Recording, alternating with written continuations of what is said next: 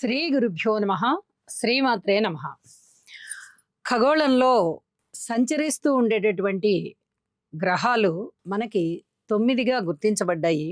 9ని మనము ఎక్కువగా జ్యోతిష శాస్త్రంలో పరిగణనలోనికి తీసుకుంటాం. ఇంకా యురేనస్, నెప్ట్యూను, ప్లూటో ఇవి కూడా ఉన్నాయి. కానీ మన పరాశర గ్రంథాన్ని అనుసరించి ముఖ్యంగా 9 గ్రహాలనే పరిగణనలోనికి తీసుకొని ఈ శాస్త్రం చెప్పబడడం జరిగింది. దీనికి ఆద్యులు పరాశరుల వారే అవ్వడము, వారి ముఖతః వచ్చినటువంటి ఈ గ్రంథము పరాశర గ్రంథంగా చాలా చాలా ప్రాచుర్యం పొంది మానవాళికి బహువిధాల దారి చూపుచు నీరాజనాలు అందుకుంటుంది. 9 గ్రహాలలో మనకి ముఖ్యంగా ఏమేమి ఉంటాయి అంటే, రవి ఉంటాడు, గ్రహాలకి రాజు. చంద్రుడు ఉంటాడు, కుజ, బుధ, గురు, శుక్ర, శని, రాహు, కేతు 9 గ్రహాలుగా అభివర్ణిస్తారు. అయితే రాహుకేతువులు ఎప్పుడూ వక్రించే నడుస్తూ ఉన్న కారణం చేత అవి రెండు ఎప్పుడూ వక్ర గ్రహాలే. వాటికి ప్రత్యేకంగా వక్రం ఉండదు. వాటి యొక్క గమనమే వక్రం కాబట్టి అవే వాటికి వక్ర గ్రహాల కింద లెక్క. పైగా అవి ఛాయాగ్రహాలు. ఏ రాశి అనుసరించి ఉంటాయో, ఏ నక్షత్రాన్ని ఆధారంగా చేసుకొని నడుస్తూ ఉంటాయో ఆ అధిపతుల ఫలితాలు ఎక్కువగా ఇస్తూ ఉంటాయి. అలాగే రవిచంద్రుల యొక్క గమనానికి ఎప్పుడూ ముందుకే తప్ప వారికి వెనక చూపు లేదు. కాబట్టి ఈ 4 గ్రహాలని గనక మనము ఈ 9 గ్రహాల నుంచి మినహాయింపు చేసుకున్నట్టయితే మిగతా 5 గ్రహాల యొక్క స్థితి కూడా, అంటే కుజుడు గాని, బుధుడు గాని, శుక్రాచార్యుల వారు గాని, గురువు గాని, శని గారు గాని, ఈ 5 గ్రహాలకి వక్రగమనం ఉంటూ ఉంటుంది.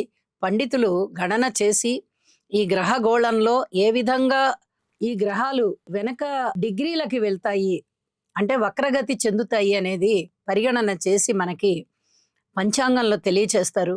దానిని ఆధారం చేసుకొని మేము ఆ ఫలితాలను తెలియచెప్తూ ఉంటాము.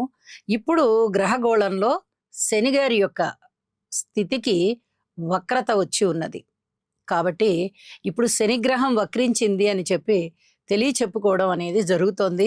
ఇది ఎప్పటి నుంచి ఎప్పటి వరకు జరిగింది అంటే, శని గారి యొక్క సంచారము మీనరాశిలో జరుగుతూ ఉంది. ఇప్పుడు జూలై నెల 26వ తేదీ నుంచి ఈ శనిగ్రహం వక్రించి ఉన్నది. అది ఎన్ని డిగ్రీల దగ్గర వక్రించింది అంటే 20 డిగ్రీల 36 నిమిషాలు. చిన్నగా అదే రాశిలో వెనక్కి వచ్చి ఉత్తరాభాద్ర 4వ పాదం అంటే 13 డిగ్రీల 51 నిమిషం ఇక్కడ వరకు వక్రించి దాని తదుపరి మళ్ళీ రుజుమార్గంలోకి వెళ్తుంది. అంటే శనిగారు ఎక్కడ వక్రించి ఉన్నారంటే, రేవతి నక్షత్రం 2వ పాదంలో వక్రించి ఉండి 2వ పాదం నుంచి మొదటి పాదము, మొదటి పాదం నుంచి ఉత్తరాభాద్ర 4వ పాదం, ఈ 3 డిగ్రీలలోనూ వక్రించినటువంటి నడకతో ఉంటారు. అయితే వారి దృష్టి మటుకు మారదు, దృష్టి మటుకు ముందరికే ఉంటుంది అని చెప్పి తెలియజేస్తున్నాను.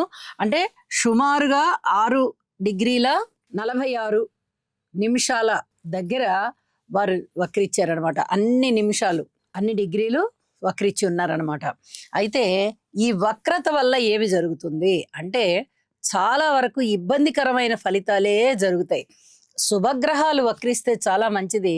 గురువు గారు కానీ, శుక్రాచార్యుల వారు కానీ వక్రిస్తే చాలా చాలా మంచిది. కానీ ఈ అశుభ గ్రహాలు అని చెప్తాం. అంటే నైసర్గిక గ్రహాలలో అశుభ గ్రహాలు ఏమేమిటి అంటే, కుజుడు కానీ, ఒంటరిగా ఉన్నటువంటి బుధుడైనా, లేకపోతే శుభగ్రహాలతో కలవకుండా మిగతా గ్రహాలతో కలిసినటువంటి బుధుడైనా, కుజుడైనా వక్రించి ఉన్నట్లయితే చాలా వరకు ఇబ్బందులకు దారితీస్తాయి. అవి ముఖ్యంగా ప్రకృతి వైపరీత్యాలకి దారితీస్తాయి అని చెప్పి తెలియచెప్తూ, ఈ మీనరాశిలో శనిగారి యొక్క వక్రగతి ఏ విధంగా ఉంటుంది, ద్వాదశ రాశుల మీద అనేటటువంటి ముఖ్యమైన అంశాలు ఇప్పుడు మనం తెలియచెప్పుకుందాము. అయితే శనిగారి యొక్క స్థితి వక్రించి అదే రాశిలో ఉండి 13 డిగ్రీల 51 నిమిషం వరకు వచ్చి మళ్ళీ 13 డిగ్రీల 52 నిమిషాల దగ్గర నుంచి మళ్ళీ రుజుమార్గంలో సంచరిస్తూ ఉన్నారు వారు. ఇది గమనించాలి. ఈ రోజులు ఎన్ని పడతాయి అంటే, ఉత్తరాభాద్ర నక్షత్రము 4వ పాదం దగ్గరికి వచ్చేటప్పటికి డిసెంబర్ 2 వరకు వక్రించినటువంటి స్థితి ఉంటుంది. జూలైలో 5 రోజులు ఉంటుంది. 26వ తారీఖు నుంచి 31వ తారీఖు వరకు 5 రోజులు అవగా, ఇక ఆగస్టు నెల 31, సెప్టెంబర్ 30, అక్టోబర్ 31, నవంబర్ 30, ఇక డిసెంబర్లో 2 రోజులు కాబట్టి వెరసి 129 రోజుల కాలము వీరు వక్రించి ఉంటారు. ఈ వక్రించి ఉన్నటువంటి కాలంలో ఏ విధంగా ద్వాదశ రాశులకి ఫలితాలు ఉంటున్నాయి అనేది మనం ఇప్పుడు పరిశీలన చేసుకున్నట్టయితే, మకర రాశి వారికి తృతీయ స్థానంలో శని గారి యొక్క స్థితి కలుగుతూ వెనక చూపులో ఉన్నారు. ఇది కొంచెం ఆలోచించదగ్గ విషయం అన్నమాట. ఎప్పుడైతే శని గారి యొక్క దృష్టి తృతీయంలో ఉందో మకర రాశి వారు నక్కం తొక్కినట్టే. చాలా అదృష్టవంతమైన కాలం. ఎందువల్ల? ఏలినాటి శని వెళ్ళిపోయింది.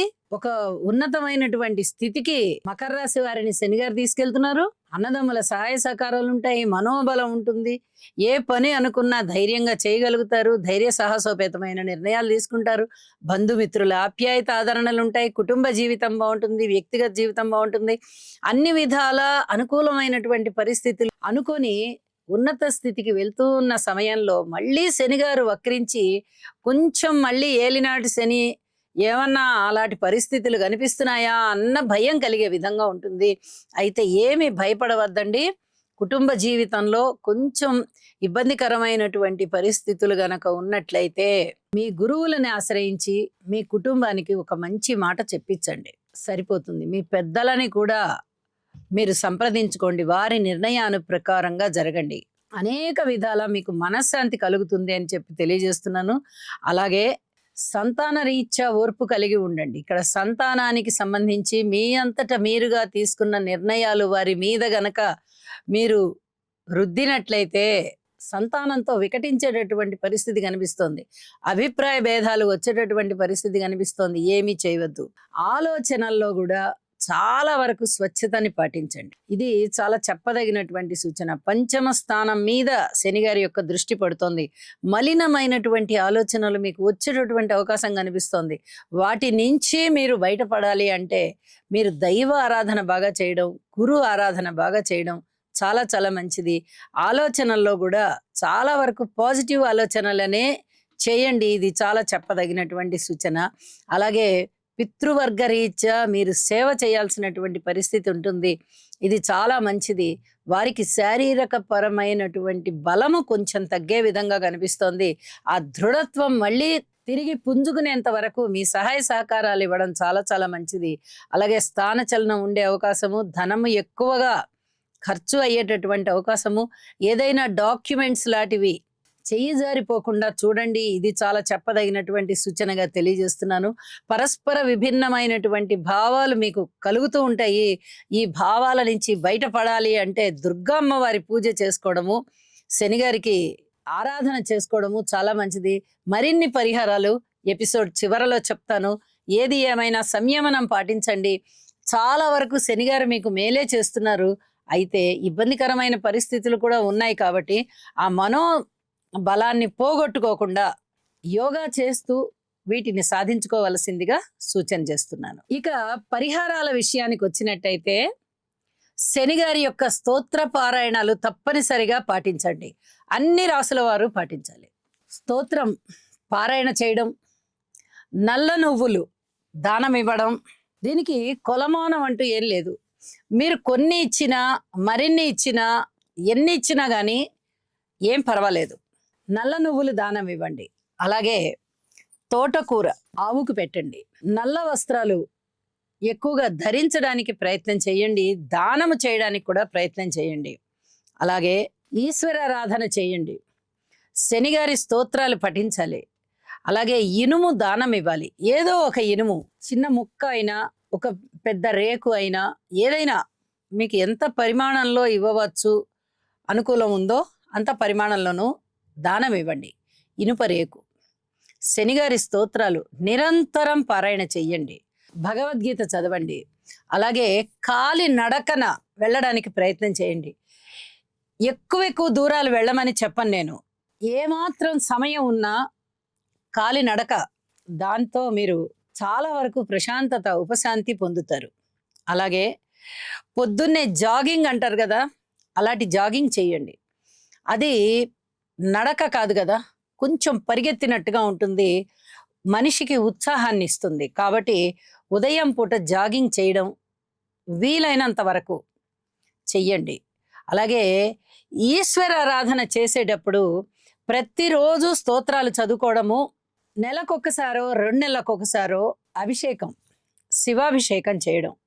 ఇవి చాలా వరకు మీ యొక్క ఈ శనిగారి వక్ర స్థితి వల్ల ఏవైనా బాధలు ఇస్తున్నారా అంటే ఆ బాధల్ని ఉపశమింపజేస్తాయి. ఇది చాలా చెప్పదగ్గ సూచన అండి. చాలా వరకు ఉపశమింపజేస్తాయి. ఇన్ని పరిహారాలు చెప్పున్నా. ఇన్ని పరిహారాలలో కనీసం ఒక 3 వంతుల పరిహారాలనైనా పాటించండి. ప్రశాంత జీవితంతో ఉంటారు అని చెప్పి తెలియజేస్తూ సర్వే జనా సుఖినో భవంతు.